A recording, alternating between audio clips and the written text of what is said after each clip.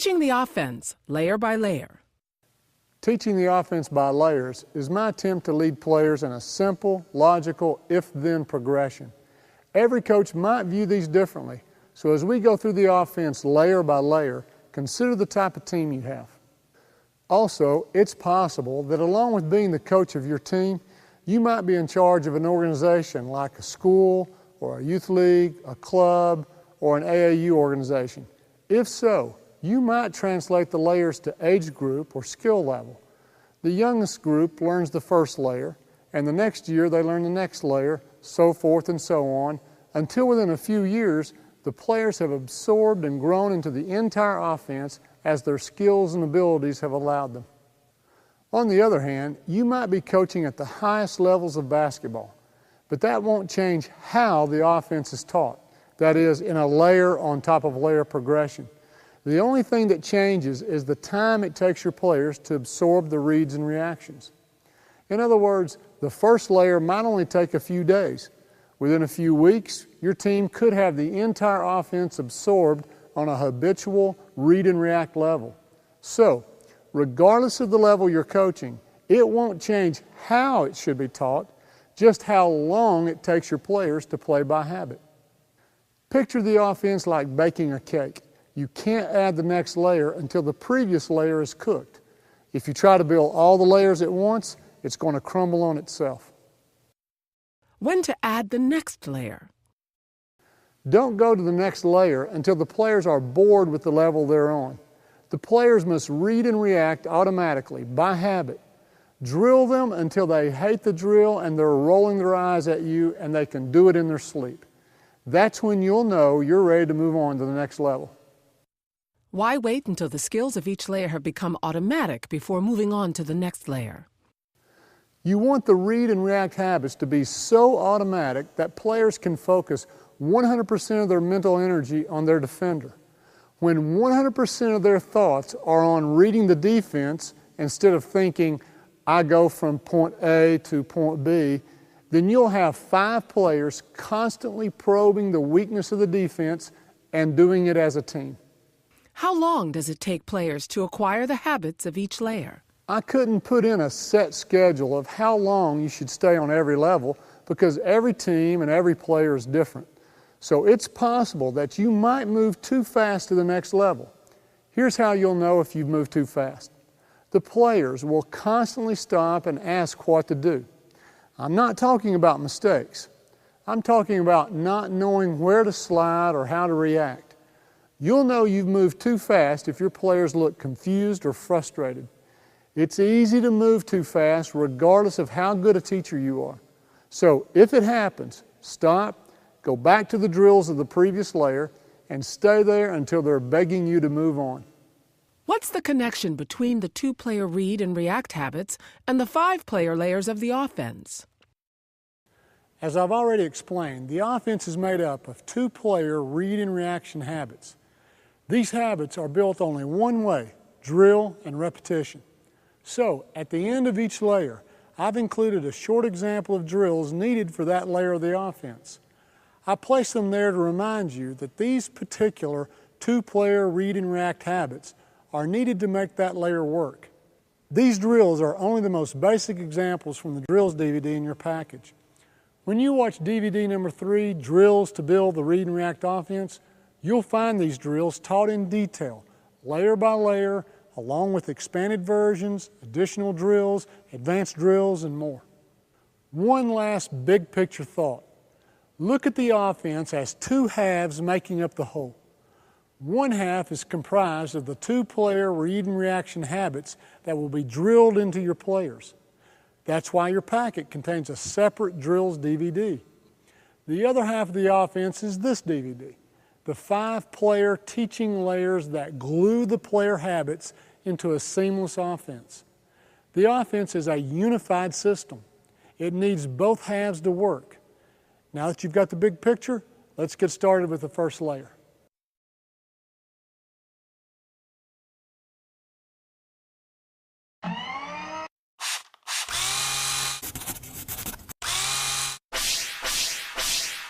Layer 1, dribble penetration, circle movement.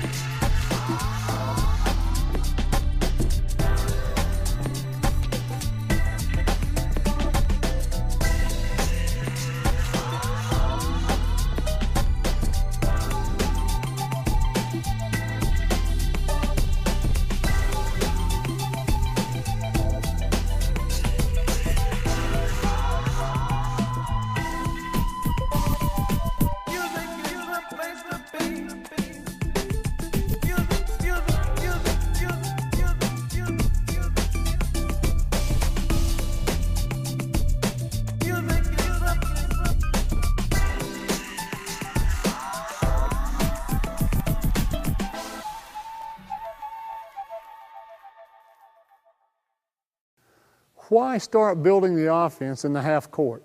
Doesn't offense begin the moment your team gains possession of the ball? Shouldn't we begin with transition? Well, don't worry. By the end of the video, I'll dovetail your team's transition game into your half-court offensive game. And we'll do it without pausing to set up and without the defense knowing where transition ends and half-court offense begins. But for now, let's start with the half-court. Why start teaching with a 5-out set? Is this a 5-out offense? No, it's an offense that can be 5-out or 4-out or 3-out. But there are 3 reasons to begin teaching with a 5-out set. All players enter the half court on the perimeter. Therefore, every player, even your post players, should know how to react properly from any position on the perimeter. Within the read and react offense, the habits for perimeter players do not change when post players are added. So, perimeter training from 5-out is also perimeter training for 4-out 1-in and 3-out 2-in. In other words, when you're working on a 5-out set, you're not just training your perimeter players for 5-out, but also for 4-out and 3-out. Basketball is quickly becoming a game where all players can play the entire floor. 7-footers that can handle the ball on the perimeter are becoming the norm.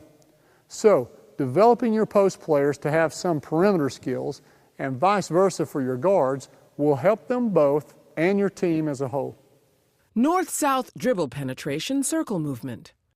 The first set of reactions in the read and react offense centers around dribble penetration for this simple reason. Dribble penetration is the most common thing that players do at any level. Whether it's a pickup game on the street or a professional game on TV, players attack the basket off the dribble more than anything else. Another reason for building this set of habits first is that they take the longest to become true habits in your players. Therefore, they need the most drill and repetition time. My suggestion is to never stop drilling this penetrating pitch circle movement scenario. Circle movement training begins by establishing 5 spots on the NBA arc. It's important to be well behind the 19-foot arc. You'll see why when we get to the passing rules later in the video. In the first stages of teaching the offense, I like to mark the floor with distinct spots and keep the players very strict with their spacing. When the ball penetrates, the players without the ball will move from one spot to the next on this giant semicircle. The question is, how do the players know which way to rotate? Let's begin with the ball penetrating north-south, that is, as straight to the goal as possible. But even on a straight north-south penetration, the ball handler must go around his defender either right or left. Now, here comes the 2-player read and reaction habit that must be drilled in this layer. Each player without the ball must read which way the ball handler is driving, right or left. It helps to picture the ball handler turning a little circle around his defender. The little circle turns the big circle, and that tells the players without the ball which way they should move. If the ball handler goes right, then everyone moves to the next spot on their right. If the ball drives left, then everyone rotates left to the next spot. Let's watch what happens when the ball is driven toward the goal from each position on the floor. As you watch, notice this principle. When the ball drives north-south, the players without the ball move east-west.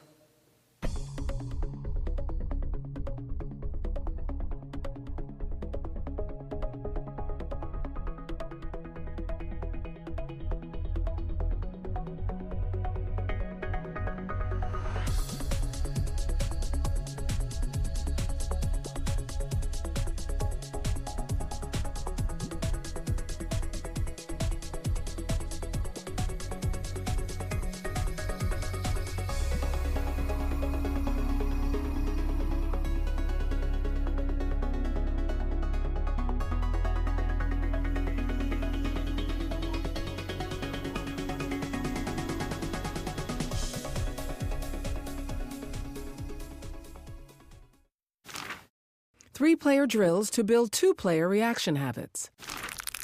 Natural pitch.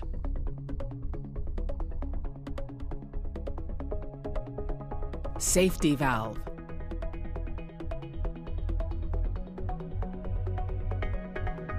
choose pitch or safety valve.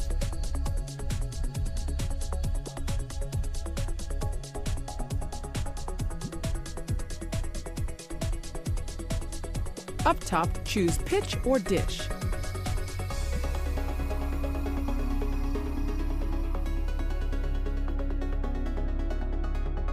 Opposite wing chooses pitch or dish.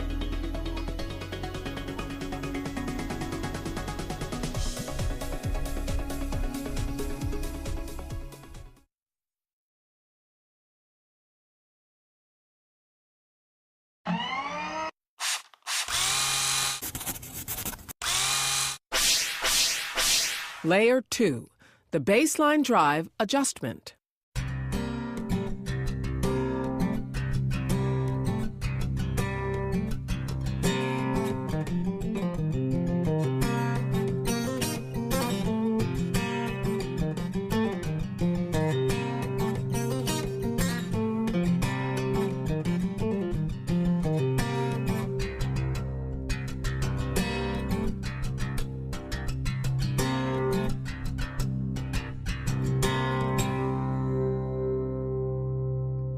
In the previous section, we looked at the basics of the circle movement, but I didn't show what would happen when the corners drive baseline. That's because the baseline drive creates a special situation. First, I'll show you the adjustments and why they're needed. Then we'll look at the simplicity and consistency that these adjustments create. In the 5-out set, if a corner drives baseline, the opposite corner should not circle up to the wing like the previous section would indicate. And this is the two-player read and reaction habit that must be drilled in this layer. The opposite corner must stay, or if he begins to move up to the wing, he must come back and fill the spot. The reason is that the opposite corner is the natural pitch window for the baseline penetrator. It's open most of the time, a straight-ahead pitch for the penetrator, and is therefore a high-priority window that must be filled. This high priority of the opposite corner applies to all sets. So even if the opposite corner is empty, it must be filled with any player on the opposite side of the floor. The remaining players without the ball need very little drilling for the baseline adjustment. They are still reacting by the circle movement habit from the previous layer. All that's needed are a couple of tiny adjustments. The opposite wing circle moves but stops a little short into what we'll call the 45-degree window. That's not much of an adjustment. The head of the key circle moves but stops a little short as well in what we'll call the 90-degree window. That's not much of an adjustment either. The same side wing circle moves into the safety valve position. No adjustment at all. In fact, the opposite corner becomes the only real adjustment that we make on a baseline drive. He'll be tempted to circle up to the wing like everyone else, but he must refill his corner for the natural pitch. When they all move at once, it looks like this. Notice the floor becomes balanced. Now for the good news. These windows that I just described, these spots where the penetrator looks for teammates, will never change for a baseline drive regardless of your formation. If you have 4 players out and 1 inside, and a wing drives baseline, these same spots will be filled. If you're playing 3 out, 2 in, and anyone drives baseline, these same windows will be filled every time. 3-player drills to build 2-player reaction habits. Corner to corner.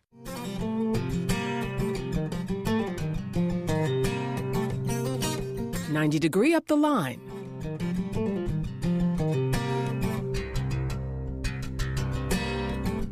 "45-degree pitch.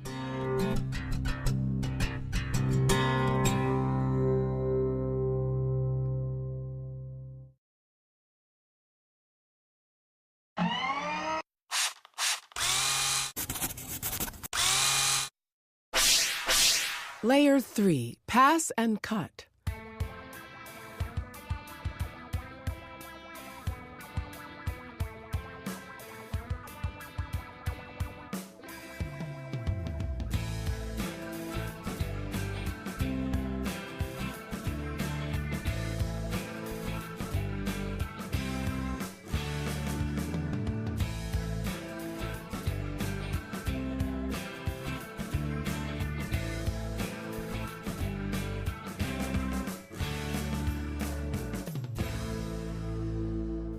After dribble penetration, the second most common thing that players do is pass the ball to the right or left. This occurs so often that it must be turned into a scoring threat. Here are 3 reasons why. Most defenders think that if you pass the ball, then they've been successful at shutting down your ability to attack and score. They think that they've won the one-on-one battle, and as a result, they'll relax as soon as you pass. Sometimes they relax mentally, sometimes physically, sometimes both. This is prime time for you to attack offensively. And the best way is north-south with a basket cut. Moving backwards is harder on a defender than moving laterally. If you pass and stand, it allows your defender to cheat toward the ball and give defensive help. Your defender will cut off half of the court and half of the offensive opportunities for your teammate with the ball. On the positive side, if you pass and cut, you create good things for the ball handler and your other teammates regardless of whether you get the ball back or not. First, when you take your defender with you on the basket cut, then you've taken one of the immediate help defenders away from the ball. Now your teammate has more room to attack on your side. Second, your basket cut creates movement from your teammates who must fill the open spots. This occupies their defenders who are not as likely to help on the ball.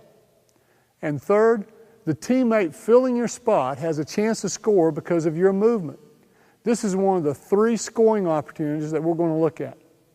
But before we look at these scoring opportunities, we must make sure that our passing does not screw up our spacing. With this in mind, here are the 2 basic rules for this layer.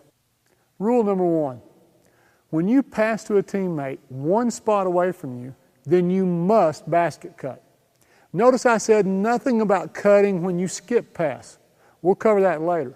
For now and forever, if you pass 1 spot away from you, then you must basket cut. If you stand still, you've screwed up. This is a rule we'll never break. And this is a 2-player reaction that must be drilled to the point of habit in this layer. Rule number 2, open spots are filled from the baseline up as quickly as possible. This will leave the basket cutter with an empty spot that he can fill after completing his basket cut. Now for the 3 scoring opportunities. Before a pass can be made, we must be sure the receiver is open. We do this by playing on the NBA arc while using the 19-foot arc as a read line. If the defender or the receiver is behind the arc, then your teammate is open and you can pass the ball. If your defender is over the 19-foot arc, then you must basket cut. There are no signals, just go. Using the 19-foot arc as a read line ensures a lot of space and makes it very difficult for the defender to recover and defend the rear cut. If the pass is not thrown, don't worry about it. Your basket cut leaves a spot open which must be filled by your teammate. Here comes scoring opportunity number 2. When filling an open spot, the player without the ball must view this movement as the great scoring opportunity that it is. Most defenders will react by sprinting to get denial position or even anticipate stealing the pass. As soon as your defender steps on or over the read line, rear cut. This is tough to defend. Again, if you don't get the ball, not to worry. Another teammate will be on his way to fill your spot. This is another 2-player read and reaction that must be drilled to the point of habit in order for this layer to work. When the pass is made, scoring opportunity number 3 becomes available. It's the passer's opportunity. He can score on a front cut or a rear cut. Here again, the reads have been simplified. If the defender jumps toward the ball in order to get into denial position, and this is what 99% of defenders have been trained to do, then simply rear cut straight to the basket. Here's an example of using the defender's habits to your advantage. There's no need to jab step, V-cut, or make any contact. The defender has stepped out of your way, so take what he gave you and go straight for the basket. I emphasize making the pass right off the back foot of the defender.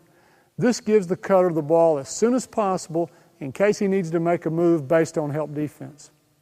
If the defender doesn't jump to the ball, whether by design or because he's temporarily brain dead, then front cut him.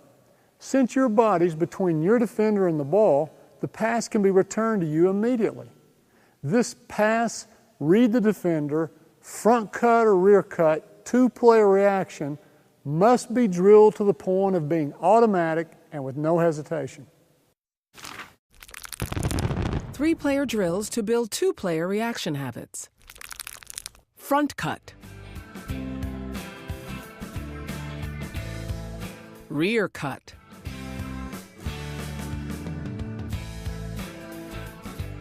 Fill open spot overplay, rear cut.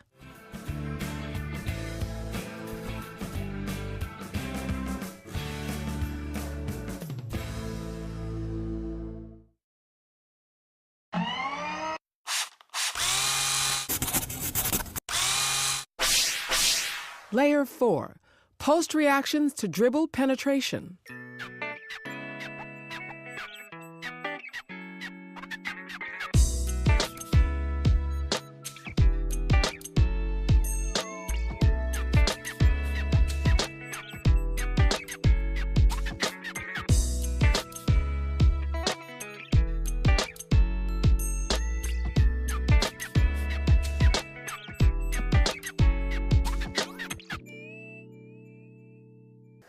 You might wonder why I want to add any post slides at this time. Why not wait until the traditional post player has been introduced in the 4-out 1-in or 3-out 2-in sets? Because at this point in the progression, you'll begin to mix the first 2 layers of dribble penetration and pass and cut. And when you do, even though you're in a 5-out set, inside players are going to be created like this. A player passes and cuts, but immediately his receiver decides to drive. The cutter suddenly finds himself in the post area with dribble penetration occurring. Even though he's not a post player per se, he's now a post player because of his position. He'll have to know how to react to dribble penetration as if he was a post player. So, even if your team only plays 5-out, pass and cut, drive and kick, you'll still need to add these 2 elementary post slides. They're for everyone, not just the typical post player. Post slide number 1. Let's pretend you're in the posting area, ball side or weak side, and the ball penetrates. If the ball enters the lane above you, then step down to the short corner, separate from your defender, and look for the bounce pass. Don't wait to see if your defender helps. That would mean that you have to make 2 reads: the ball handler and your defender. So don't think and don't delay. Just react. As soon as the penetrator takes his first dribble, make your slide to the short corner.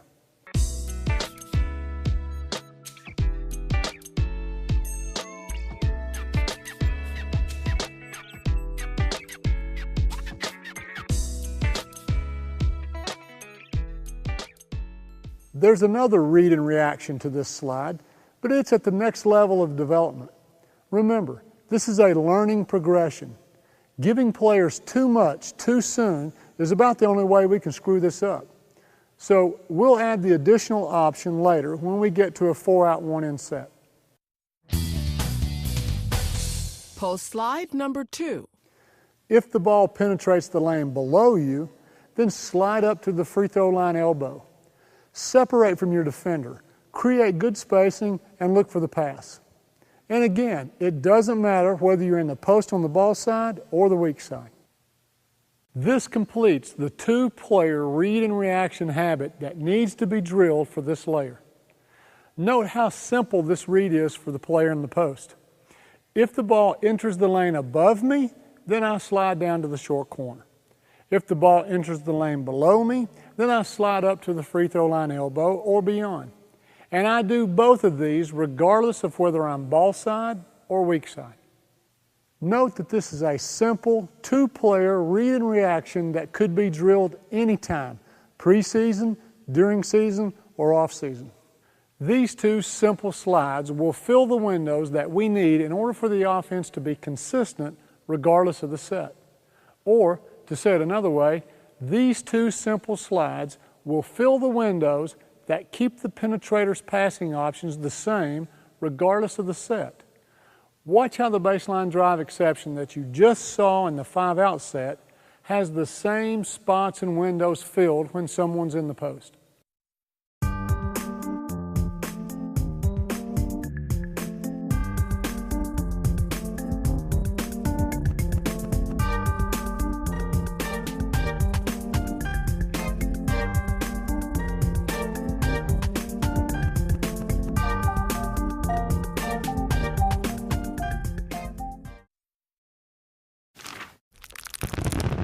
Three-player drills to build two-player reaction habits.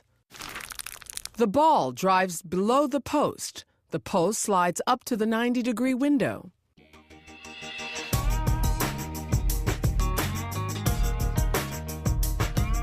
The ball drives below the post. The post slides up to the 45-degree window.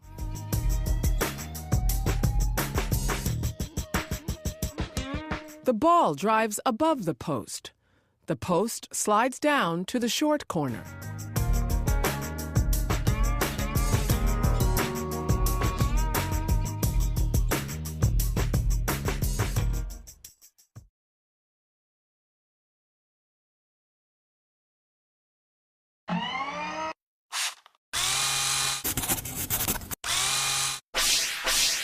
Layer 5, the speed dribble.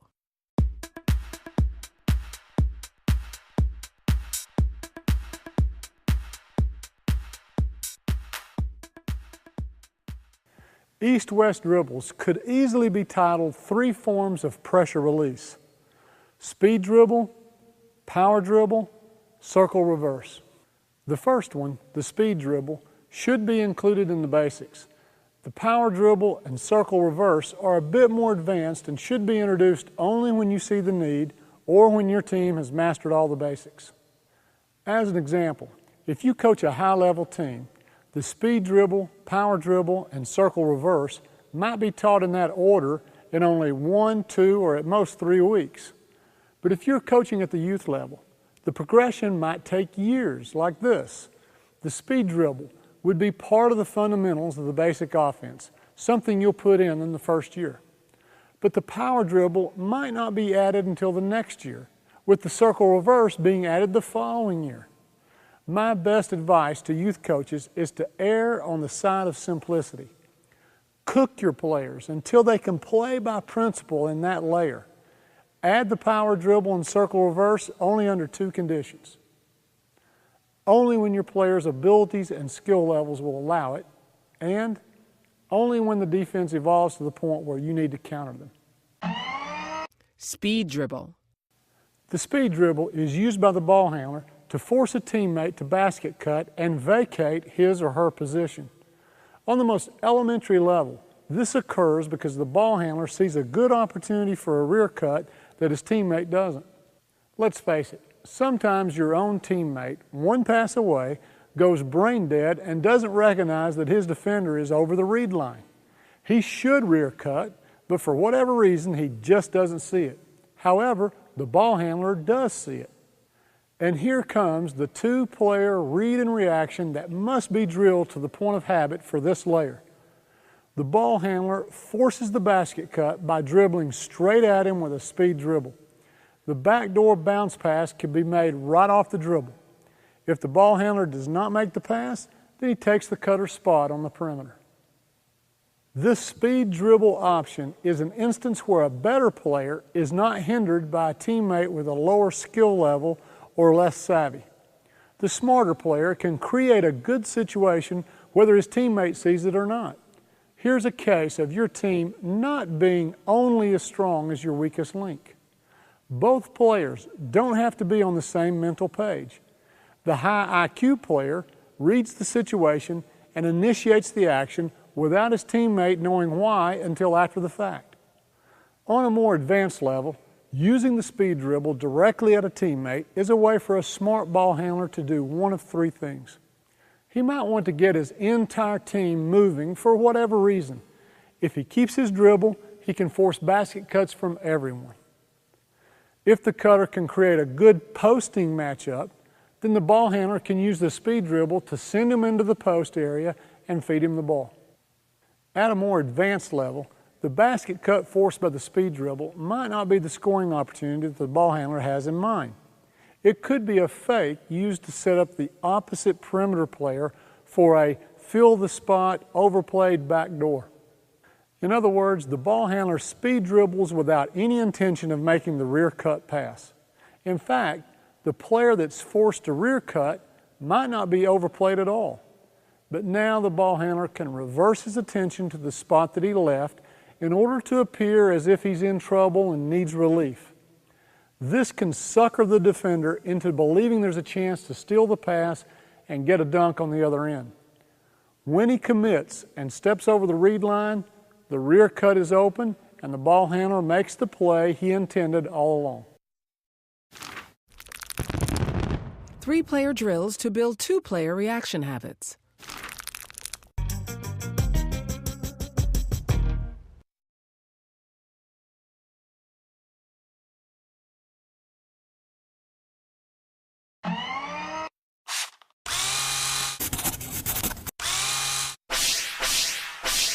Layer 6, the power dribble.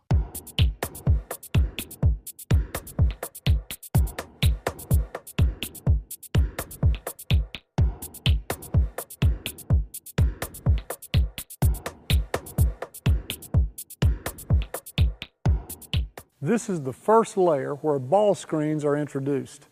I've been reluctant until now because most players don't know how to pick and roll effectively. But more importantly, I've hesitated because bringing another offensive player along with his defender close to the ball violates spacing, and if the players aren't properly trained, the ball screen can create better things for the defense than it does for the offense. First of all, why do I call it a form of pressure relief? Here's why. Pretend the player with the ball is being pressured or is simply uncomfortable with the ball for whatever reason. Let's also pretend that they're not confident enough at the moment to penetrate or use a speed dribble, and he or she wants to give up the ball in the safest manner possible. The power dribble pick and roll handoff becomes a safe way to relieve the pressure and yet still have a scoring opportunity. There's another reason for using the power dribble other than pressure relief. Good inside players can use it as a means of getting off the perimeter and getting to the post while trying to score on the pick and roll at the same time. If they decide to post up and remain inside, you'll notice another use for the power dribble. It becomes a natural way to change the team's formation from 5 out to 4 out 1 in, or from 4 out to 3 out 2 in. Executing the power dribble pick and roll handoff. Here is the 2-man read and reaction habit that makes up this layer. And remember, you don't need your entire team to drill it. The way I introduce this ball screen is a bit unorthodox because the ball handler is the one who will set the screen. He signals that he wants a pick and roll handoff by taking a power dribble stance for safety's sake and step slides toward his teammate. This power dribble stance must be so extreme that his teammate cannot mistake it for a speed dribble. I help this exaggeration by requiring the ball handler to step across and almost turn his back to the goal. This is a slow and deliberate dribble.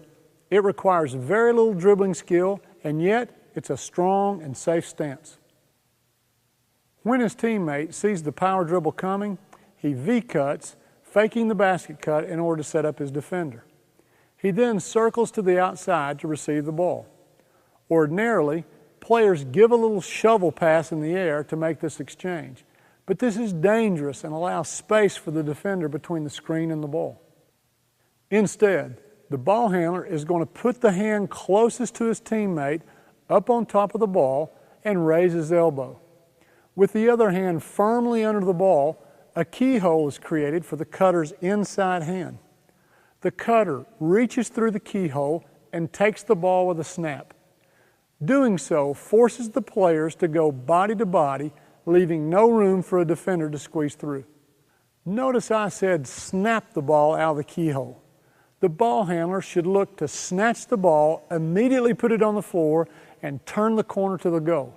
I want the ball handler to put pressure on the defense by attacking north-south when he comes off the screen. The hand position, arm position, and stance of the power dribble is my way of teaching a player how to create and hold a seal when setting a screen and rolling. In this stance, the player is already halfway through a traditional roll. His goal is to catch the defender on his back and roll to the basket while keeping the defense sealed off behind him. First, let's say that the screen works. The cutter takes the ball, turns the corner, and attacks the basket. What are the other three players doing? At first, during the power dribble, they were moving to fill the empty spot. But when the ball is handed off and dribble penetration begins, they must circle move, which is back in the direction from which they came. This change of direction is really tough on their defenders. When the ball penetrates, someone must help or else the ball makes it all the way to the hole. If someone helps, then the ball is pitched. This is elementary first level circle movement. Penetrate, draw, and kick. If the defense switches, then the roller is open. Now, I'm not going through the entire catalog of pick and roll options. If you want to see all of them, look at the ball screen chapter on a previous Better Basketball video, Scoring Without the Ball. You'll also find some good tips from Jason Kidd and Nancy Lieberman. If for some reason both the penetration and the roll are stuffed by the defense, the ball can be thrown back to the safety valve just like our players learned in the first layer of the read and react offense. What happens to the roller if he's not open? This is a good illustration of how one habit in the read and react offense dovetails nicely into a previously existing habit. His roll to the basket is simply a basket cut, which means he does the same thing he was trained to do in previous layers. If he doesn't get the ball, he fills out to an open spot. Spacing and balance are preserved. However, there's another option. He can stay in the post and the team plays 4 out and 1 in. The power dribble handoff is a great way for your team to change from a 5-out set to 4-out 1-in set during the same possession. Murphy should have been a basketball coach because if a thing can go wrong, then it will go wrong. Here's what I mean. What if someone initiates a power dribble and yet his teammate thinks it's a speed dribble and basket cuts? Will this screw things up? Will you have to yell those 3 dreaded words, set it up? No. The ball handler can continue the power dribble to the next perimeter player. Surely by then the next teammate will recognize the power dribble for what it is. Also, the power dribble can be reversed and dribbled in the other direction.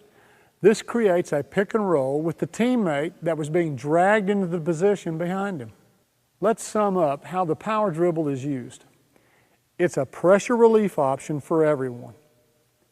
It's a safe way for post players to initiate a pick and roll on the perimeter. If your team is at an advanced level, the power dribble can create mismatches when it forces teams to switch on the pick and roll. It can be used to change sets from 5-out to 4-out 1-in, or from 4-out to 3-out 2-in. And it's an easy way to transfer the ball to a better playmaker in a great playmaking situation. 3-player drills to build 2-player reaction habits. Power dribble.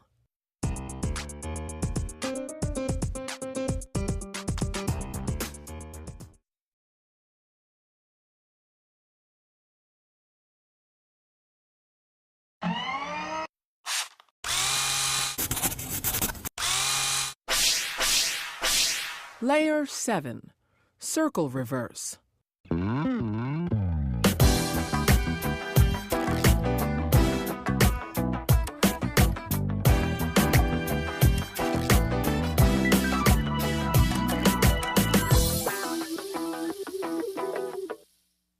Circle reverse occurs when north-south penetration has been attempted but fails.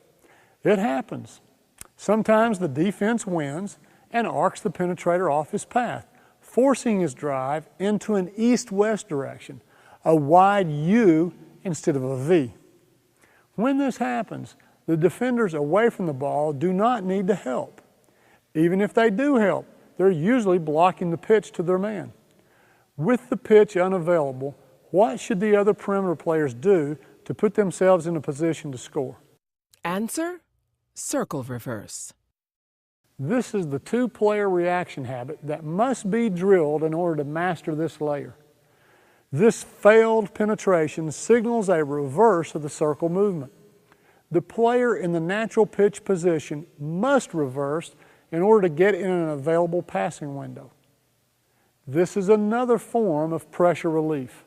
The honest attempt at penetration was stuffed, but the ball handler can safely get rid of the ball and fill out to one of the perimeter spots. You might say that this is a difficult read for players without the ball. I'm not going to disagree. It's a higher level read than the speed or power dribble. If you find it difficult, then consider teaching it like this. Since the player in the natural pitch window is the one who bails his teammate out of this kind of trouble 90% of the time, let's change his read from the ball to his defender. If his defender doesn't help on the drive, then his circle movement natural pitch is going to be blocked. If so, he reverses direction. Now let's look at the receiver's options. He could catch and shoot if there's been enough separation from his defender. It's a simple European 3 discussed on our passing video. If his defender is following him, he could catch, turn the corner, and drive towards the goal all in one motion. He's not the only one who is reversing his circle movement. If he were to catch and drive, then the other players who have circled up will also reverse and circle in the other direction. This change of direction is tough on the defense. Put a couple of these together in a row and watch the scoring opportunities open up. I tend to save this read for the more advanced levels, but it can be drilled into a habit at younger ages just like anything else. Sooner or later, you'll need it against good on-the-ball defenders. 3-player drills to build 2-player reaction habits. Circle reverse.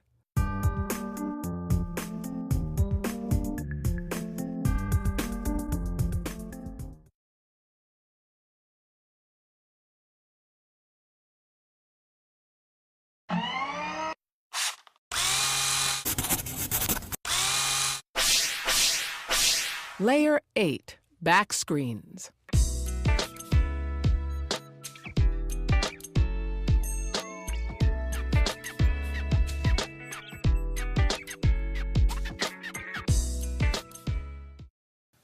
Why back screens? First of all, the back screen creates a lot of difficulty for the defense.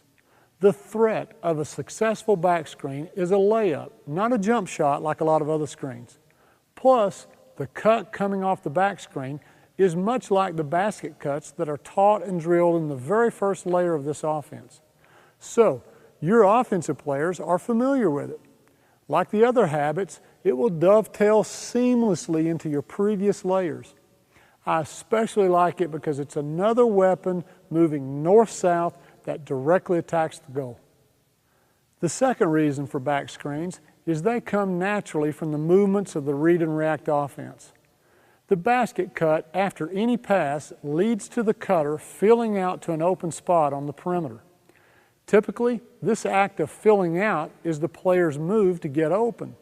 But now, filling out with a back screen becomes a natural way to get your teammate open as well. Adding back screens after the basket cut is also my way of telling the players, you've had your chance to score, now be unselfish and give a teammate a chance to score. Don't hog the lane. If the pass didn't come during your basket cut, then leave the lane quickly and with a purpose. If you jog your way out of the lane, your defender will have a tendency to remain in help position and clog up the lane. If you fill out with a purpose, your defender will sense that something's going on and follow you out instead of remaining to help. And that's what we want him to do. But setting a back screen is not an entirely unselfish act. If you want to spring yourself open for a three-point shot, then set a good one, force the defenders to guard the cutter, and then shape up for the three-point shot. How the back screen option solves problems. Setting a back screen while filling out also solves a problem. Sometimes, players make mistakes and fill out to the wrong side where there are no empty spots. I know that's hard to believe, but sometimes it happens. If it does, there's no need to panic, turn around, and vacate that side of the floor. Just set a back screen and take your teammate's place. In fact, players should view the back screen as a means to take someone's place on the perimeter. As an example, if your great post player is stuck on the perimeter, then set a back screen for him to get him inside. The defense might even switch, and you've created a big on little mismatch inside. Also, if you're in the process of setting a back screen and the teammate you're setting it for receives a pass, consider the following before you run away thinking you've made a mistake. First of all, he may want to use the back screen and will immediately pass in order to use it. If that's the case, then just wait. It will become the best situation for a back screen because his defender will momentarily relax when he passes, or he'll jump into denial position. Either way, he's a prime candidate for a successful back screen. Also, this situation might be a good time for a ball screen if that's part of your team's arsenal. Let the ball fake one way, wait for the adjustment by his defender, then choose your angle and work the pick and roll. Two-player read and react habit. Here's the two-man read and reaction habit for this layer. Pass, basket cut, and set a back screen as you fill out. Your teammate will be watching the ball. You've got to get his attention. Call his name and yell back screen. I don't care if the defense hears. If you don't get your teammate's attention, you'll look pretty foolish standing there waiting. How to set the back screen. Set the back screen by getting your feet in the air and landing on both. This serves two purposes. One, you're less likely to get an illegal screen called on you if both feet are firmly planted before contact is made by the defender. Second, timing is everything, and to get the right timing, my rule is the cutter cannot use the screen until he or she hears your feet hitting the ground. This keeps the cutter from going too soon. Also, hearing you yell back screen and waiting for your feet to hit the ground will give your teammate time to set up his defender. If the defender moves, then you can adjust the angle of your back screen. As an added advantage, you've approached the defender from the best angle possible directly behind him. The defender is blind from this angle.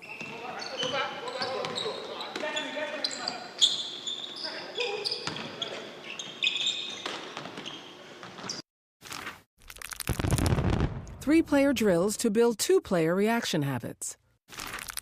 Pass, cut, back screen.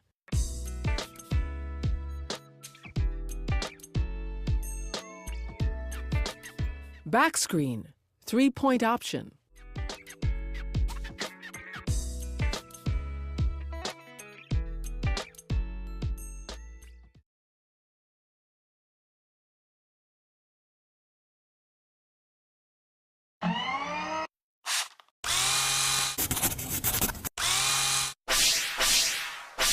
Layer 9, multiple staggered screens.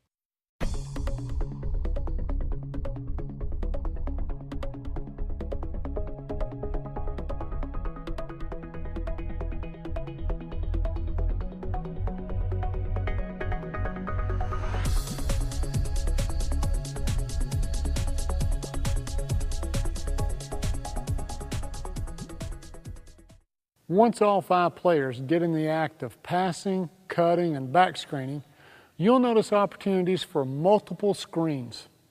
In the beginning, they'll occur mostly by accident rather than by design. Here's how it happens. One of your players will pass and make a basket cut or receive a back screen and begin to basket cut. only to see a teammate cutting through the lane as well. Typically, the cutter thinks he's done something wrong and will stop his cut. But what he's actually stopped is a chance to set or use a second staggered screen. Be sure at this point to encourage your players to finish their cuts regardless of what the traffic looks like. Nothing's wrong. We're going to turn what looks like lemons into lemonade. Let's look at how this occurs in detail. Number 1 passes to number 2. Basket cuts, fills out away from the ball, and sets a back screen on number 3. In the meantime, number 2 has already passed the ball and is finishing his basket cut with the same intention, to fill out away from the ball. Number 3 is the lucky recipient of this accident. Number 3 receives a back screen from number 1 and finds a second staggered screen courtesy of number 2. Now, here's a unique thing about the read and react system. Number 2 might not even be aware that he's providing a second staggered screen for number 3. In fact, even number 3 might not spot the second staggered screen. It doesn't matter. The defender of number 3 must still get through 2 staggered screens. Let's look at number 2's screen. Eventually, he'll be aware that he's providing a second screen and perhaps even stop to provide a traditional pick. But in the beginning, when he's still learning, his pick is more or less a brush screen, but it's still effective. If any cutter can simply run his defender off his teammate, whether that teammate realizes it or not, an effective screen has been set. Unplanned multiple staggered screens. Watch how easy it is to get 3 staggered screens.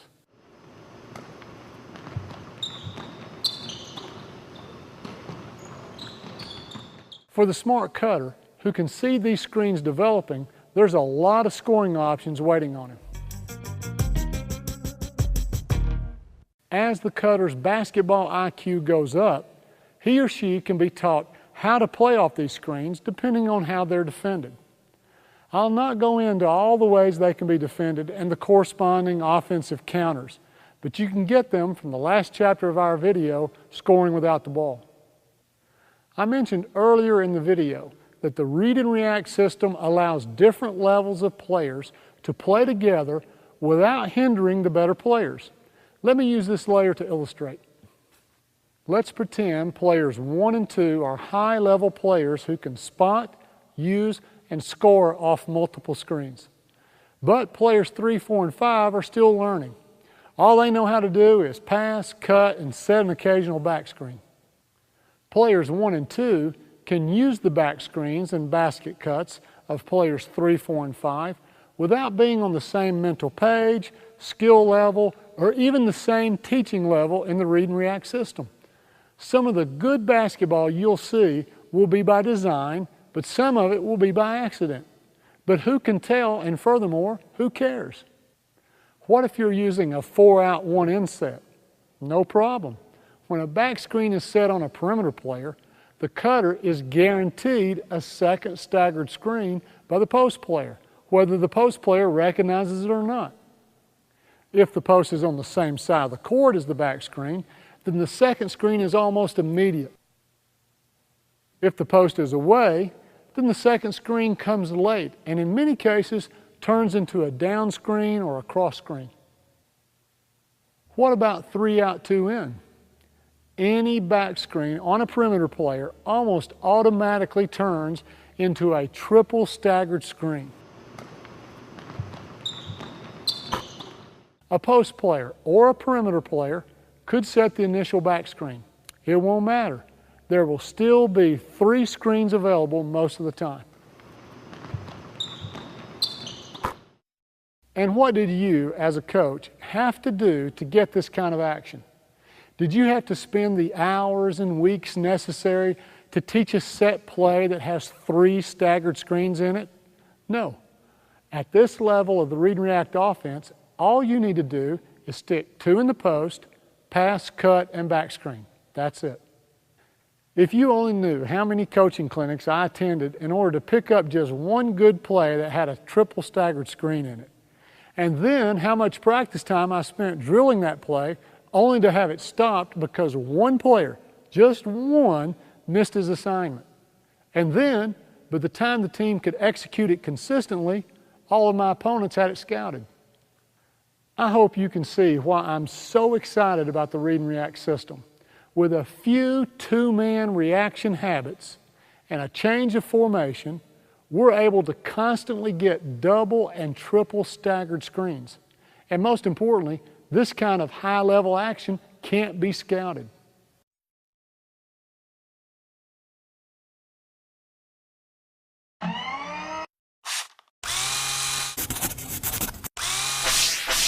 Layer 10, Advanced Post Reactions.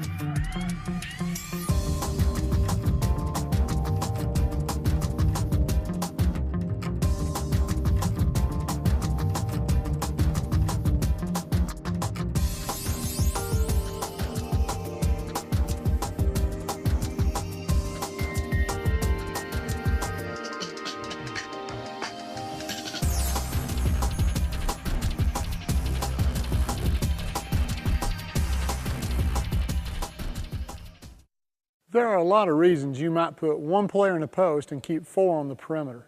You might be hiding a weakness, or you may be taking advantage of a strength. I'm going to leave that decision up to you and make no assumptions. I'll go through this the same way I've done everything else, layer by layer, from basic to advanced. Once you have a player inside, ask the remaining perimeter players to bounce the floor and leave the corners empty. When asked to do so, they'll take these 4 positions, 2 guards and 2 wings every time. These are their new spots on the perimeter, a total of 6 spots if you include the corners. The 2 guard spots should be familiar. They're the 45 and 90-degree positions on a baseline drive. Next, let's strengthen the post reactions to dribble penetration. The basics were covered in the first fundamental layer. Now, let's put some meat on the bones. 2-player read and react habit. This is the 2-player read and react habit that must be drilled for this layer. If dribble penetration comes into the lane above the line of the post, his first priority is to get out of the way. Step down to the short corner and give the penetrator a chance to get to the rim. If the post defender stays in the lane to stop the penetration, then the step down by the post creates space and separation from his defender. Catch and shoot the short 5-footer or meet the bounce pass, step through and get to the rim. So far, this has been just a review of basic post slides that we covered earlier, right? Well, here's the new read and reaction for this level. If the post defender follows the post out of the lane, then the post steps behind him and toward the goal, a miniature rear cut. Regardless of whether the post is ball side or weak side, when dribble penetration occurs below the line of the post reaction is to slide up the lane line. In other words, get out of the way and let your teammate get to the rim. If you have 3-point shooting range, then slide there. Otherwise, slide up to the elbow and stay in your shooting range. Also, by the time your players get to this level, they can begin to view the post slides as part of basic circle movement. A good example of this can be seen when the ball penetrates above the post from the same side wing. The step down to the short corner can continue in a circle movement that lands the post behind the penetrator in the safety valve position. Another example occurs when the post is on the weak side away from the ball and the wing penetrates the lane above him. His first fundamental slide is to the short corner, but if he continues in a circle movement, his slide gives him a chance to get the ball while sliding behind the defense under the go. If he doesn't get the ball, his circle movement will land him in the wing's safety valve position. Now that the post reactions to penetration are complete, I want to point out something unique to this offense. Having one or even two post players in the read and react system does not clog up the lane and prevent or discourage dribble penetration from the perimeter. Post players in the read and react system are only illusions when it comes to penetration. Remember, as soon as someone puts the ball on the floor in a north-south direction, the post is sliding down or up, getting out of the way. The perimeter players don't have to wait for the post to be empty in order to drive. They can take what the defense gives them whenever they want because your post players are trained by habit to instantly get out of the way. 3-player drills to build 2-player reaction habits. Post defender follows, post rear cuts. Step down to short corner and circle to safety valve.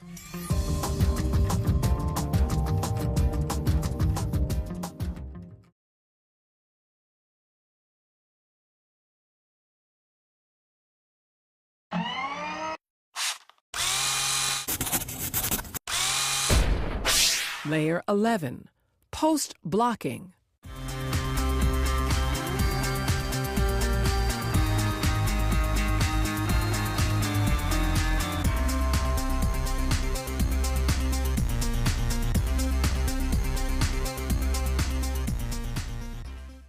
The first way to use the post is the simplest. The post can create scoring opportunities by simply setting screens for the cutters and then shaping up to the ball in the lane. If he catches in the lane, he can shoot. Otherwise, he doesn't. If you want to keep it simple, limit the post to one side only. Perhaps if he's right-handed, he'll be more comfortable shaping up in the lane from the left side. Or perhaps you want to keep one particular side of the floor open for layups. Think about using this when your post player is not a strong back-to-the-basket scorer. What new adjustments must the perimeter players make now that you've gone to a 4-out set? The good news is, none. That's part of the beauty of read and react. The perimeter players can play the same game they learned in the first fundamental layer, but now the inside player creates two nice things for the perimeter players. Perimeter opportunities created by the post player. First, the corners are empty, which means no help is coming from the baseline side if the wings drive baseline. This brings up a simple read for a smart wing player along with your two-man read and react habit that should be drilled in this layer. Use the post defender's position as a clue for which way to drive. If the post is played on the top side, then drive baseline. Your post player's reaction of sliding up the lane helps block and seal the post defender from helping. Vice versa, if the post is defended on the baseline side, then the wing should drive middle. The slide down to the short corner allows the post to block and seal his defender out of the play. The second nice thing that an inside player creates for those on the perimeter is a fixed and reliable screen. The post could simply wait on the cutters, or he could step out and back screen their defenders. Now, if the perimeters are setting back screens on each other, the post becomes a second or third staggered screen for the cutters. The post actually provides a third benefit, but we haven't gotten to it yet. He becomes a natural pin screener to set up the skip pass used to counter sagging, helping, weak side defenders. We'll get to that later.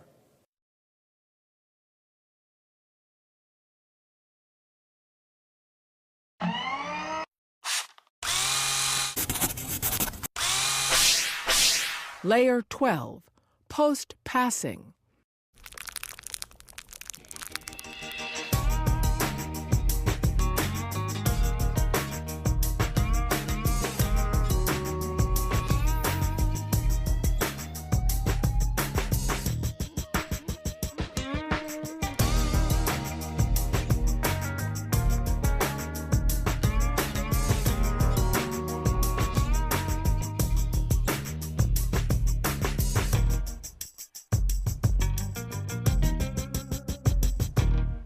The next set of habits to build when adding a post player to the mix involves the reactions of the perimeter players when they pass to the post.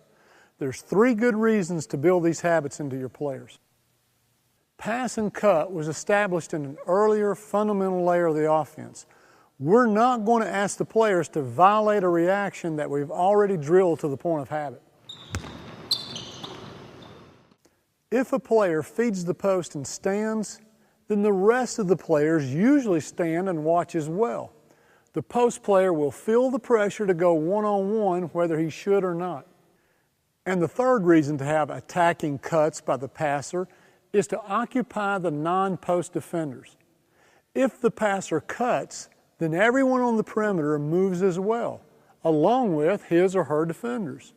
Otherwise, if we pass and stand, then it becomes easier for perimeter defenders to pay attention to the situation, help down, and double team the post. 2-player read and react habit. Here are the 2-player read and react habits that must be drilled into your players in order to use this layer of the offense. And just like the other 2-player habits that we've added, these will fold seamlessly into your previous layers without compromising spacing, balance, or a previous habit. The Laker cuts are the first habits that I teach when a perimeter player feeds the post. Upon first consideration, you might say that they're simply basket cuts, and you would be correct, because pass and cut is an already established habit in our players that we're not going to break just because they pass to the post. Let's look at the details. The passer cannot basket cut directly to the hole. He must go around the post player. In order to ensure space between the post and the cutter, the Laker cut low on the baseline side must go below the big block. The Laker cut high must go above the free throw line elbow. If you don't emphasize the spacing, the post defender can guard the post and the cutter at the same time. Remember the emphasis on spacing in the first layer of the offense? Well, here it is again, and we can't let a new habit violate one of the fundamental principles of the offense. Note to youth coaches. By the way, these 2 basket cuts could be taught earlier in the sequence of building the offense, especially if I'm teaching a youth level team. Since I'm not going to teach the other 2 cuts at such a young age, I wind up making the Laker cuts a part of their pass and cut layer. They don't see them as separate cuts or some kind of exception. They view it as part of their most basic rule. If I pass, I must basket cut, regardless of where I pass. Scoring with the Laker cuts. On the first or elementary defensive level, you'll catch the defender flat-footed and score because it's just a hard basket cut. Let's face it, most defenders are used to players passing and standing, even in the pros. On the second level, the defense will defend hard until you get to the lane. Then they have a tendency to relax. Sometimes they relax because they're changing to weak side defense. And sometimes they relax because they think they've stopped the cut once their man gets to the lane and doesn't get the ball. Regardless, finish your cut with your eyes on the ball and be aware that you may be receiving the pass late on the other side of the goal. You might be shocked at how many layups your team gets this way. On the third and more advanced level, your defender may be trained to step in front of your initial cut and physically stand you up. Don't fight the contact. In the read and react offense, you have the freedom to take advantage of whatever the defense gives you. So use the contact as a signal to change directions. If you try to Laker cut high and receive contact, then change direction and Laker cut low. If you try to cut low and get stood up, then change to a high Laker cut.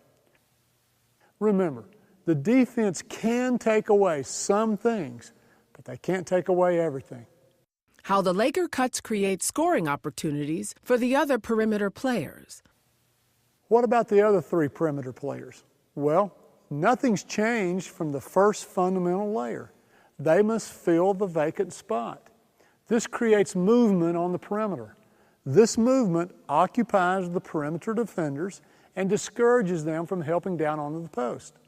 And if one of them does help down onto the post, the movement of the perimeters will create better passing targets for the post. Be aware that when you begin to move along the perimeter to fill the next spot, it can pull your defender across the read line. A basket cut in this situation is devastating and won't harm a thing other than your opponent. Someone will fill your spot, and if you don't receive the pass from the post, you'll simply fill out like you learned in the first layer. The east-west cuts after feeding the post. So, at this point, the player who feeds the post can basket cut to the right or to the left. But what about east-west? This is one of the reasons for leaving the corners empty. If your defender follows your pass and double teams the post, then relocate to the corner for the return pass. Catch and shoot, catch and drive, catch, refeed the post, and cut. There's good basketball here. If you want to know all your one-on-one options versus a recovering defender in this particular situation, then pick up our one-on-one offense video. All of the moves and reads are dissected in detail. One more cut is available to you after feeding the post. I call it the X cut because it needed a name and I couldn't think of a good one. You'll set a screen for the guard above you, but that's just misdirection. Your real purpose is to set the screen and cut hard down the lane for your scoring opportunity. Summary of the 4 read and react cuts when feeding the post. Let me sum up the habits for the player who passes to the post. And again, these are the reactions that must be drilled until there's no thinking on the part of the players. He could basket cut below the post. He could basket cut above the post. He could cut east-west and relocate in the corner. Or he could cut east-west and screen for a perimeter teammate.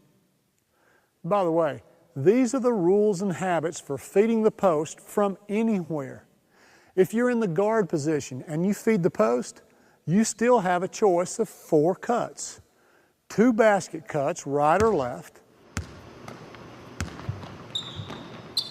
and 2 east-west cuts. An X cut in each direction.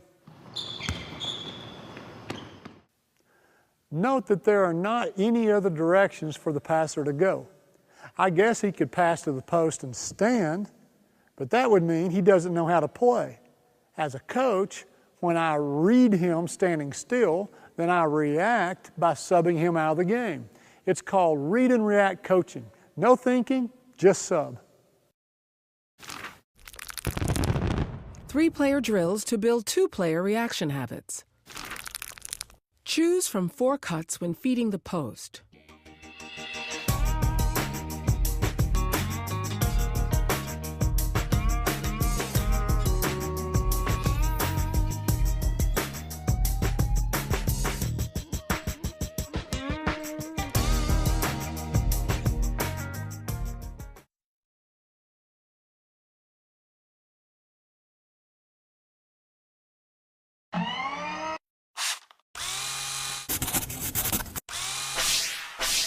Layer 13, 3 out, 2 in dribble penetration.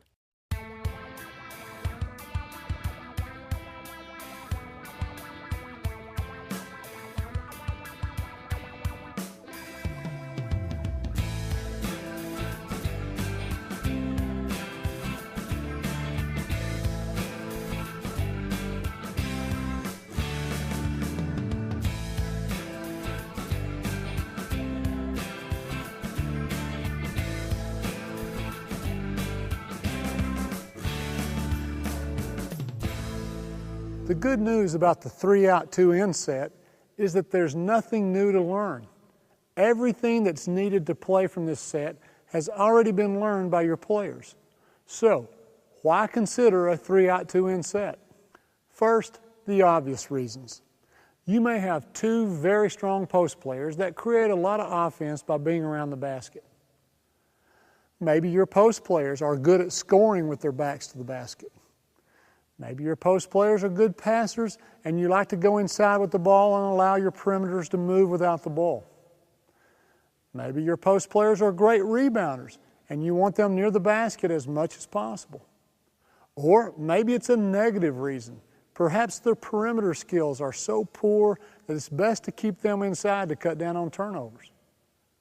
Now, let me give you an advantage to 3 out, 2 in that you might not have considered. Your 3 perimeter players have a lot of room to dribble penetrate. At first, you might not think of 3 out, 2 in as being a great set for penetrators, but it is. Remember, the post players in the lane are only illusions. In the read and react offense, they're going to slide out of the way as soon as you put the ball on the floor. Their trained reactions slide them out of the way in order to give the perimeter players room to get to the goal. Let's look at penetrate and pitch from all 3 perimeter positions. Since the wings are mirror images of each other, this boils down to just 2 positions. 1 drives from up top, and 2 drives from the wing. 3 out, 2 in, top drives gut. When north-south penetration from up top is successful, there are 5 possibilities. If no defender helps, then take it all the way to the hole. If the wing defender helps across, then make the natural pitch. If the post defender stays to help, then bounce pass to your post. If the other post defender helps, then bounce pass to that post. If the wing defender and same side post defenders stay with their men, but help comes from the other post, and the weak side wing defender drops down to cover the weak side post, then stop, reverse pivot, and throw back to your safety valve for the open shot.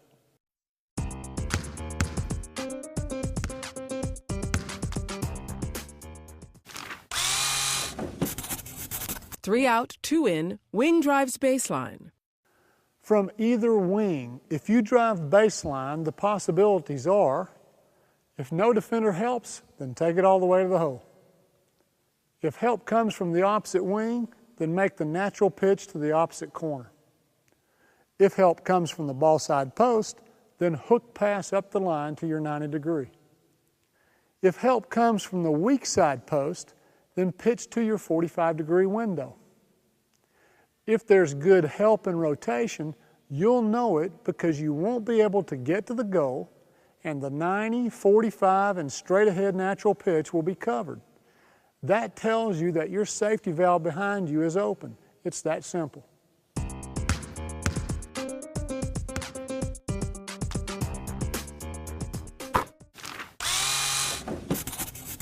Three out, 2 in, wing drives middle.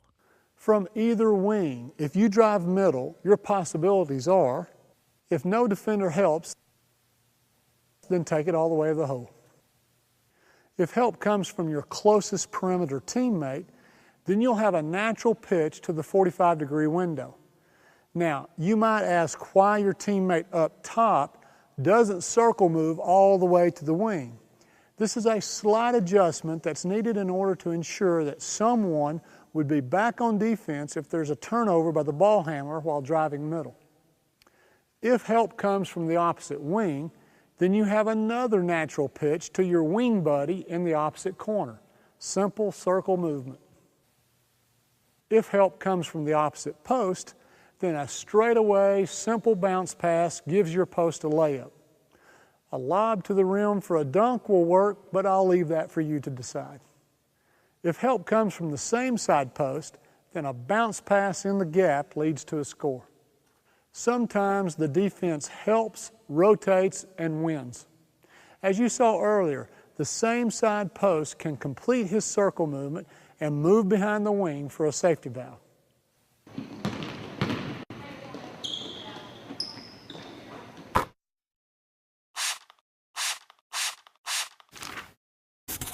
Penetrate and pitch, the next level. It's now time to take advantage of the read and react system and move this penetration game to the next level. Traditionally, players who can penetrate must go through the following steps to pitch the ball. 1, notice that they're being stopped from getting to the goal. 2, look for an open teammate who could be anywhere. And 3, make the pass to an unrehearsed spot at an unrehearsed angle. Now, consider the penetrator in the read and react system. He knows exactly where all his teammates will be regardless from where he drives. He doesn't have to search for the open teammate. All he has to do is see where the defensive help comes from in order to know where to pass. Furthermore, this pass has been practiced and rehearsed time and time again. You be the judge. Which way gives the penetrator a better chance at succeeding? There are no new 3-man drills for this layer. All needed habits were installed in previous layers.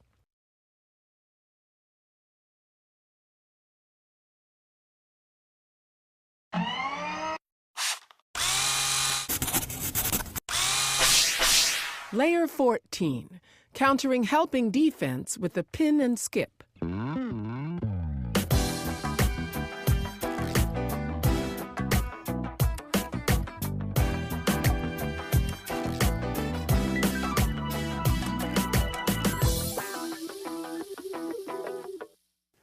This layer of read and react could be taught much earlier if you see the need.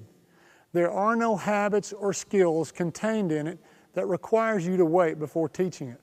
In fact, at the higher levels of basketball, it may need to be taught right away while you're building the first layer. Here's why. Put yourself in the place of your opponents. How would you defend all the basket cuts and dribble penetration threats of the read and react offense?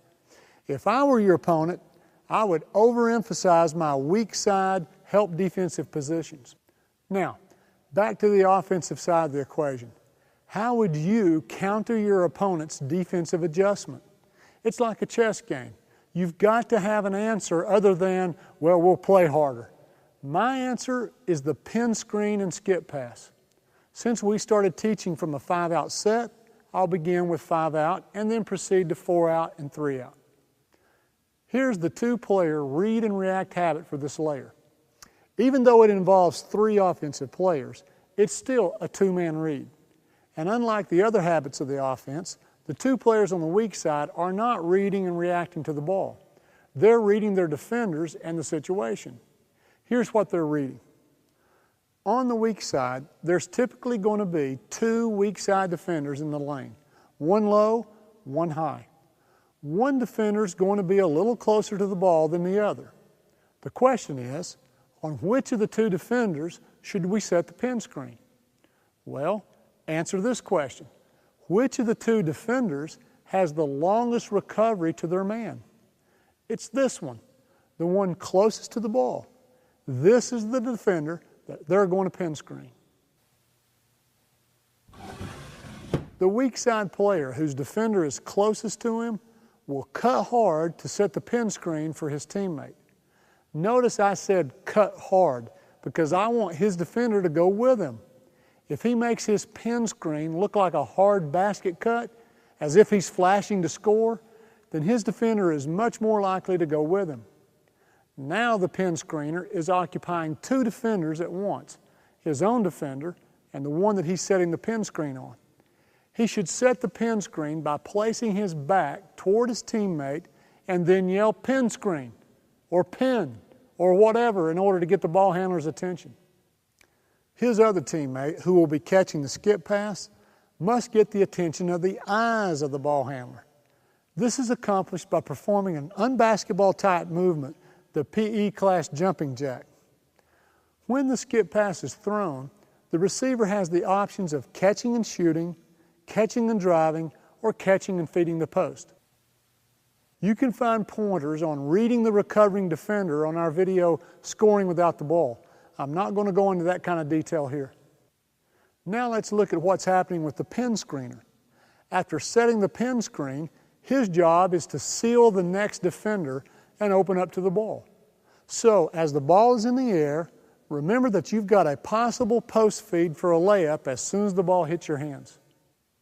And by the way, this is a natural way to transition from 5 out to 4 out 1 in, and from 4 out 1 in to 3 out 2 in.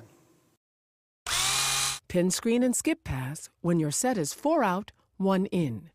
The pin, screen, and skip becomes even easier when a post player is inside. If the post is away from the ball, that is, on the weak side, then he's a natural pin screener. Just hunt the weak side defender and yell pin screen. If you're the post player, just consider that sometimes this is the best way to get the ball to yourself deep inside the lane. On the other hand, if the post is on the ball side, then the pin screen must be set by one of the two weak side perimeter players, just like I described in the 5-out set. Don't overlook that this scenario switches the team from a 4-out 1-in to a 3-out 2-in set. I know the other post could step out onto the perimeter or back screen his way out onto the perimeter, and your set would remain 4-out 1-in. But I like flowing from one set to another in a single possession. I think it makes things really hard on the defense. Pin screen and skip pass when your set is 3-out, 2-in. When you're using the 3-out 2-in set, you have two natural pin screeners already stationed in the post. In fact, I challenge you to make 2 pin screen and skips in a row. Watch how the defense breaks down. I can't tell you exactly where your scoring opportunity will be, but I can guarantee you that there will be one. 2 in a row are like 2 consecutive penetrating pitches in a row. They seem to wreak havoc with the defense. Defensive breakdowns occur that your players can take advantage of. This is a great lead-in for the chapter on zone offense because the pin and skip is made for zones. See it again in the next chapter.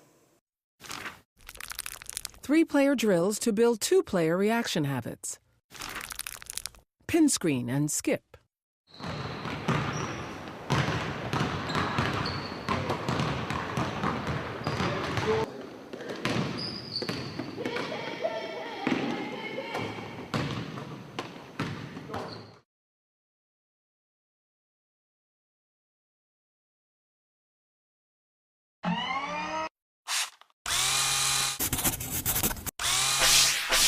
Layer 15, attacking zone defenses. Without fail, the question always comes up, what about zones? But it's asked like this, what about zones? You can't attack zones the same way that you attack a man-to-man, can you? The answer is, yes, you can. Now, I know there are many ways to attack a zone, just like there's many ways to attack a man-to-man. Some coaches have a shoot from the outside philosophy, some move the ball, some move players, some screen the zone, some attack from the baseline, just to name a few. Many coaches simply have a big notebook of zone plays they've collected over the years. And I don't want to just add another play to your playbook. I want your players to be able to use the same habits and skills they've already learned regardless of what the defense does. Now, at this point, we've been training players to attack a man-to-man defense. But think about this with me. Most man-to-man defenses are not true man-to-man. There are 3 players playing man with 2 zoning, or even something like 1 defender playing man-to-man on the ball and the other 4 zoning. Now, isn't that pretty much what a zone defense is? If it is, then we already have the tools needed to attack the zone. When I put this offense together, I didn't want a separate set of habits to teach the players just because the opponent had switched from man to a zone. So, the question became, how can we use the read and react man-to-man habits that are instilled in your players to attack a zone successfully? And the answer is, let's take those already established read and react habits and simply make a few adjustments. Zone adjustment number 1, pass and seam cut. The first adjustment to make involves our pass and cut habits. The zone is going to take away almost any chance for a layup from a simple give and go. However, zones have cracks and holes in their seams. Our adjustment is to change the basket cut to a seam cut. In other words, when you pass and cut, don't stick your head under the basket. Instead, slow up for a moment in the seam of the zone or for a window where the ball can see you. If you want to stay inside and play in the post for a while, then fine. But otherwise, just like an ordinary basket cut, fill out to an open spot. Zone adjustment number 2, add the short corners as spots. The second adjustment involves the short corners. Emphasize to your players that the short corners, which are on the baseline behind the zone, are places where cutters can stop. The zone can be attacked from behind in this manner. If a player receives the ball in this position and there's no chance to score, point out that it's like a baseline drive. All the same windows should be filled by his teammates. The opposite corner, 45 degree, 90 degree up the line, and the safety valve. Zone adjustment number 3. Penetrate and pitch even more.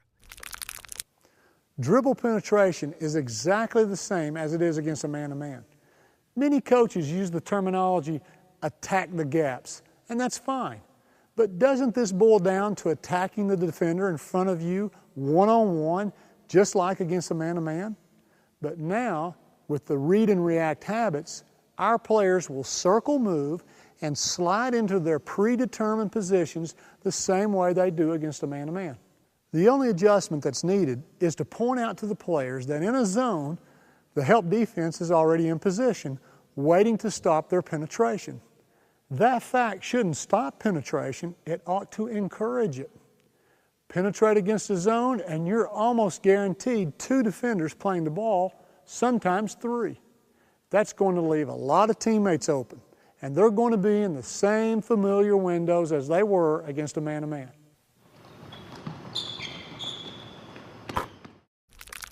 Zone adjustment number 4. The safety valve advantage. While we're talking about dribble penetration, it's important to point out another weakness of zones that we can take advantage of.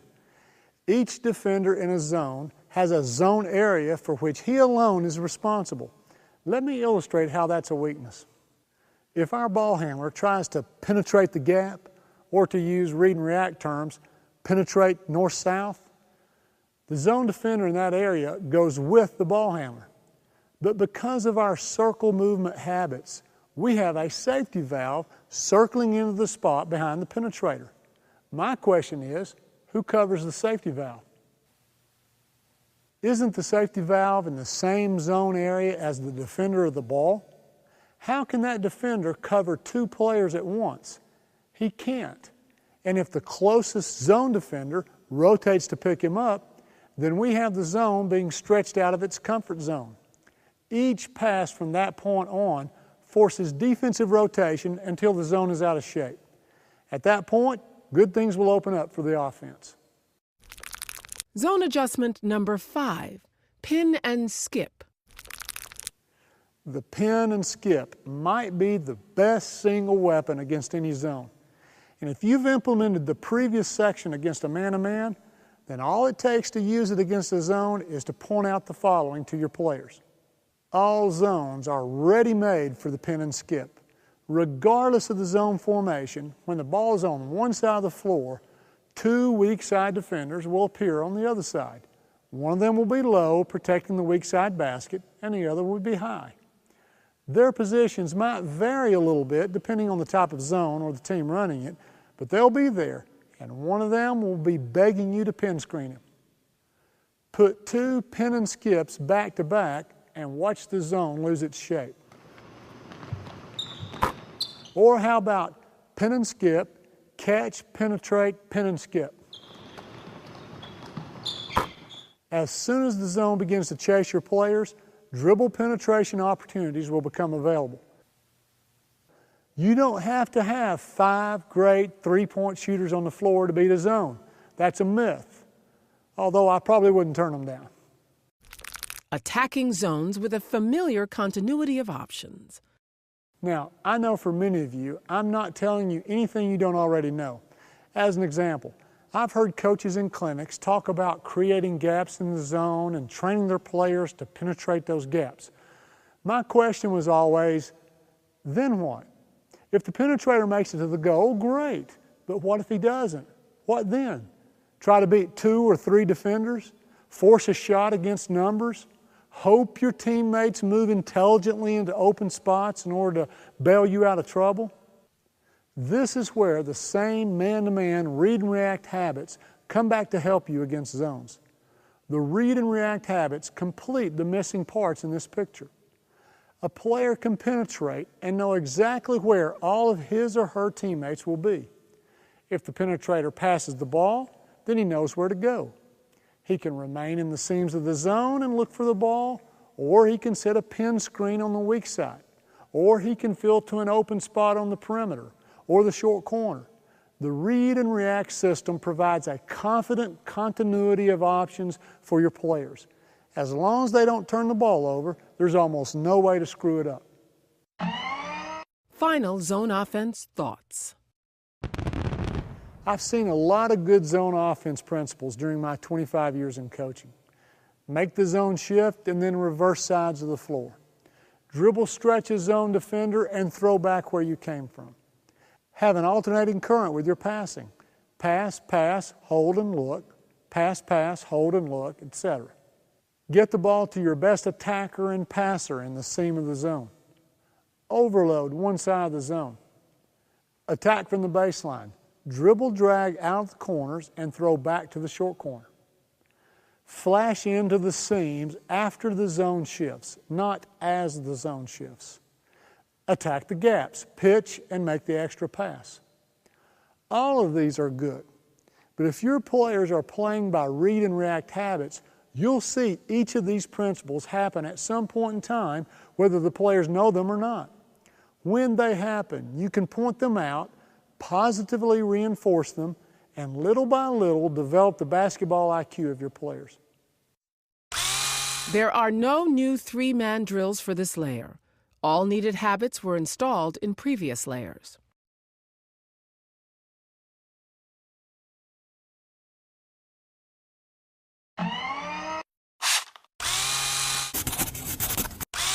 Layer 16. Seamless transition from fast break to secondary break to half-court offense. This section is optional, of course. Drilling for a seamless transition is not necessary to take advantage of the read and react system. And that's why I put this chapter near the end. It's icing on the cake, so to speak. But for me, this fits philosophically. Even though we coaches must break the game down to its smallest parts in order to teach the fundamentals, shouldn't our goal be to tie everything back together? And shouldn't that bundle include our transition game? You'll have to see the video on read and react drills to get each step of the build-up, but here's the general idea. As I stated in the beginning, my goal is to have your team's transition game fold seamlessly into the half-court offensive game without a pause, without the defense knowing where one ends and the other begins. This keeps pressure on the defense whether you fast break or not. My goal with this seamless transition is to never give the defense a chance to regroup, take a deep breath, or receive instructions from their coach. Those defenders better get back, stop the ball, get in help position, and be ready for anything. Because the read and react system allows the offense to attack from the moment we get our hands on the ball. And we're going to take whatever the defense gives us as soon as we can. Once your players have absorbed even the first, most basic layer, you can begin to drill it full court. Here's how I do it. The players move in a circle so that anyone could get the rebound. I begin with letting the rebounder dribble all the way down the court and pretend that our fast break failed. He'll stop and keep his dribble at either of the two wings or head of the key. Now, I know that many of you have a different philosophy about who brings the ball up the court. Again, this is not fixed in stone. You adjust it to your own philosophy. However, I'm talking about a progression. And during practice, this is a good way to drill the real game-like ball handling skills into all of your players. Now, back to the drill. Those without the ball must run the floor in one of the other 4 lanes. When each player hits the arc, they make basket cuts or at least cut the lane. This is meant to encourage and simulate a primary 2-on-1 or 3-on-2 fast break. During the drill, the players will run as if to score with the primary fast break, but instead they'll pretend to not be open and complete their cuts through the lane. From this point on, your players are in familiar territory. They've just completed a basket cut. And like every other layer in the offense, we are dovetailing our transition into a layer of the offense that players are already familiar with. What have they been trained to do after basket cuts? Fill out to an open spot. In this manner, we're immediately playing half-court offense without backing up, setting up, or waiting for everyone to get down the floor. Point out to the players that this basket cut and fill an open spot is their move to get open in the half-court offense. I don't want them to stop in the lane, change directions, and fill out the same side. I want them to finish their cut through the lane for several reasons. If they stop and change directions, they will wear out their legs over the course of the game. Also, what does it accomplish? Nothing. Finishing their cut through the lane and filling out on the opposite side makes their defenders follow them and change sides of the floor as well. If your defender is concentrating on you and your movement without the ball, then he's less likely to guard the situation, that is, be in the correct helping position to stop the ball. Changing sides of the floor by cutting through the lane allows you the chance to hang your defender on another cutter or run him into one of his own teammates. As the layers of development increase, players will notice that they can actually stop and set screens for each other.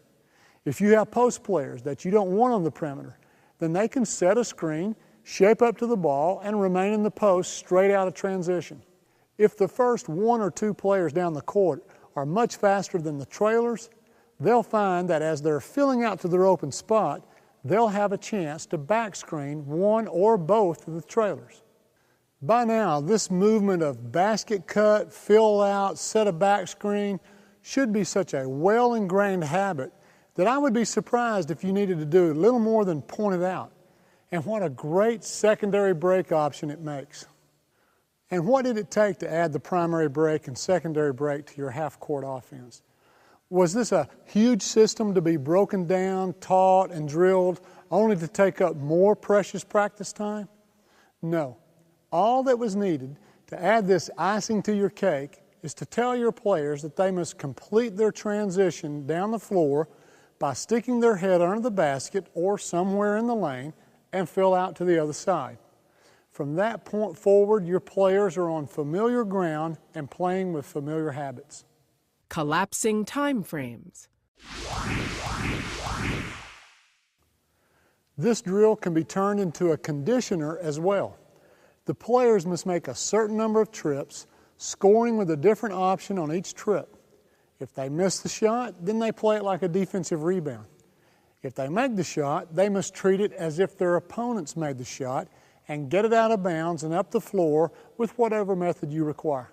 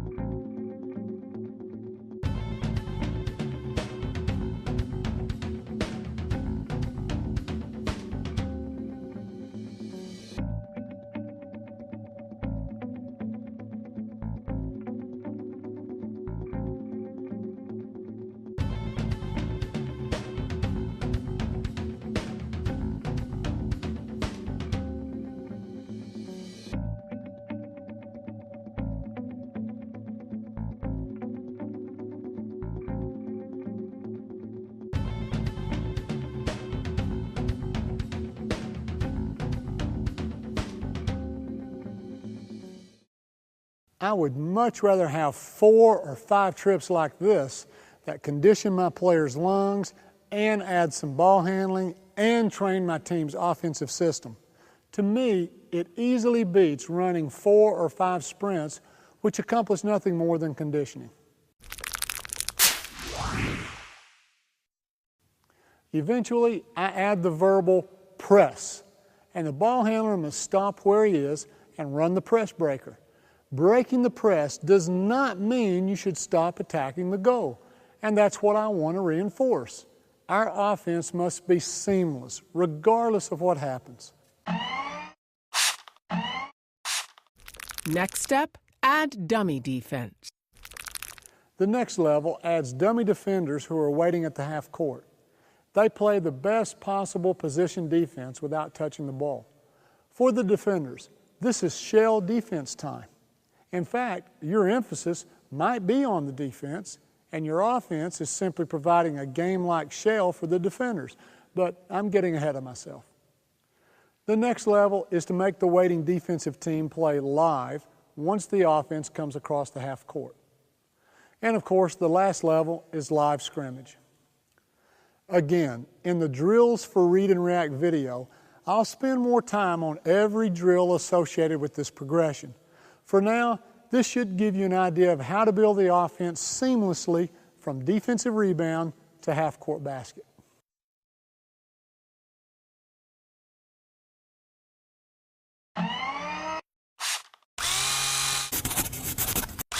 Layer 17, flowing naturally from set to set.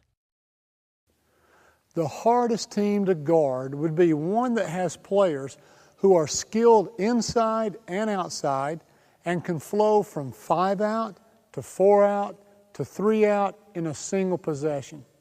The reason I've included this short section is to let you know when I think the Read and React offense is in. The offense is in when a team can flow effortlessly from one set to the next, depending on how they're defended and what the opportunities are. By no means am I saying that you can't be successful by using only one set. But imagine a team that could run all 3 sets in a single possession without having to stop and reset things. Wouldn't this be the ultimate team to have? Watch as we drill this team to flow from one set to the next.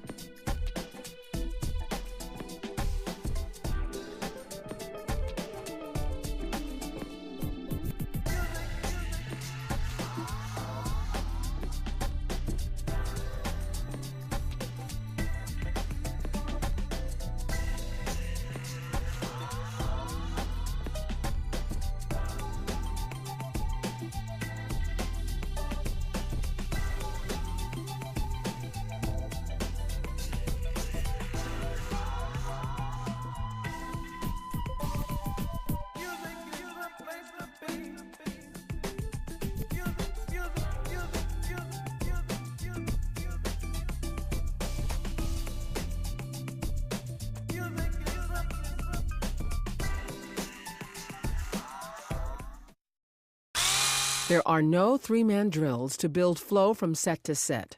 Drills to build flow from habit to habit or layer to layer are on the Drills DVD.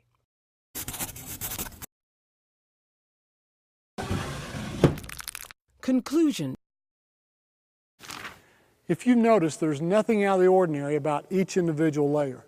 The strength and beauty of the offense lies in the combination of these layers, the synergy that's created when your team moves and plays together like a coordinated school of fish.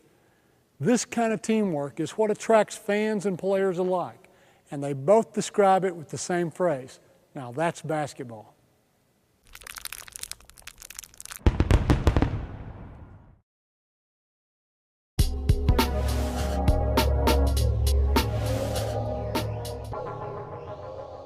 To achieve greatness in basketball, you must love the game and master its 7 primary skills. Only you can bring the sweat, but to improve your skills, look to Better Basketball. BetterBasketball.com produces the sport's most respected improvement videos, breaking down the 7 skills of shooting, ball handling, passing, post play, one-on-one defense, one-on-one offense, and scoring without the ball. The Better Basketball DVDs will build your game in a step-by-step progression, starting with basic fundamentals for kids, then moving to cutting-edge concepts for high-level players and coaches. Better Basketball uses the precise training methods and detailed techniques of lead instructor Rick Torban, Chauncey Billups, Jason Kidd, Sue Bird, Tamika Catchings, J.J. Redick, Mike Bibby, Hall of Famers Nancy Lieberman and Rick Barry, and dribbling phenom Andy Garcia. To learn more about the Better Basketball DVDs, visit BetterBasketball.com or call 1-800-BETTER-B. Buy 6 DVDs to get the 7th free and own the complete set. Order now at BetterBasketball.com.